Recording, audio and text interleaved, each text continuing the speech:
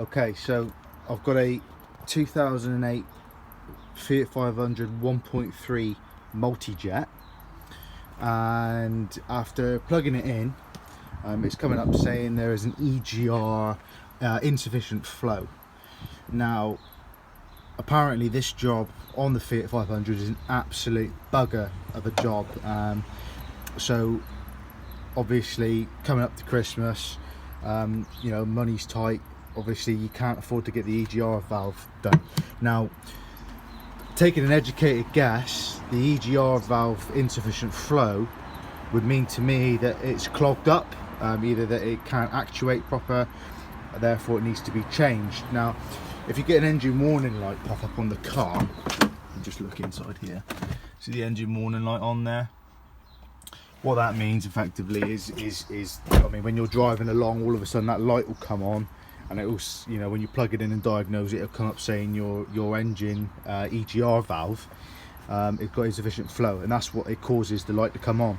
Now, what I did to get around this problem was, obviously because it's a bugger of a job to do, garage told me it would cost about £300 to do. There's actually nothing wrong with the EGR valve. So what I did is take this air box off, remove it. Literally you just, these are on barbed bungees. You literally pull this tube out, see this tube just removes. You undo this Jubilee clip, take the MAF sensor off, and you just literally pull that off. And then in this tube here, this is your intake, your air intake. What you do is you get somebody to sit in the car and keep the revs above 2000 revs. And what I went down the local car shop, and I brought some of Wynn's diesel EGR extreme cleaner, which you can pick up at any local car hardware store.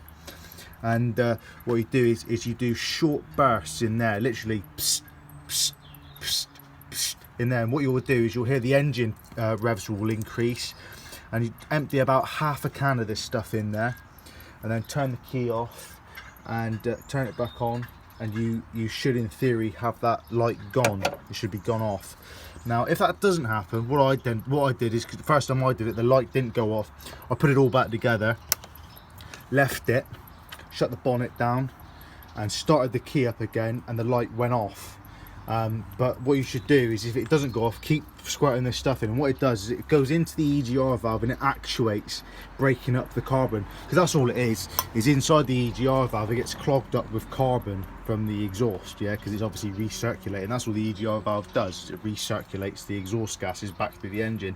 A lot of people, what they can do is they cap the EGR valve off, so it blows all the dirty gases straight out the back of the engine. You know, but yeah, I just thought I'd make this quick little video because you know, there's nothing on YouTube about this, you know, it could save you, you know, £300–400 in going to a garage or whatever.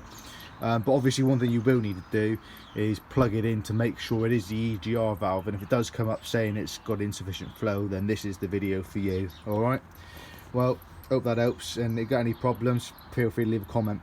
Cheers.